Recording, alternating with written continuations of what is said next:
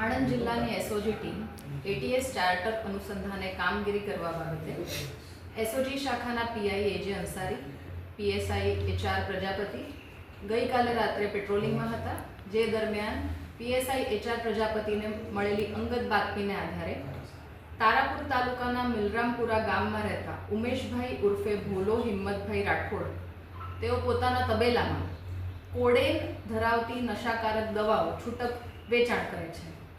આ બાતમીને આધારે બાતમીવાળી જગ્યાએ PI Ansari, PSI HR Prajapati તેમની ટીમ તથા 2 સરકારી પંચો એમની સાથે રેડ કરતા ઉક્ત ઇસમ પોતાના કબજા ભોગવટાના તબેલામાંથી આ ગેરકાયદેસર નશાકારક કફ સિરપના મોટા જથ્થા સાથે પકડાઈ આવેલ છે અને જેના આધારે એનડીપીએસ એક્ટની કલમ 88C 21C મુજબ તારાપુર પોલીસ સ્ટેશન ખાતે ગુનો દાખલ કરવામાં આવે છે।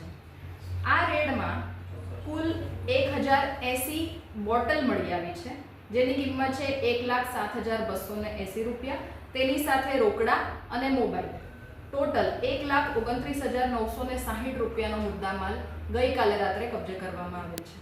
મેડમ, આ ઈસમ કેટલા સમયથી આ ડ્રગ્સનો કારોબાર કરતો હતો અને ક્યાંથી લાવતો હતો, એના બંધારણ કોણ હતા? આ જે ઈસમ છે છૂટક વેચાણ કરતો હતો આ કફ સિરપનો।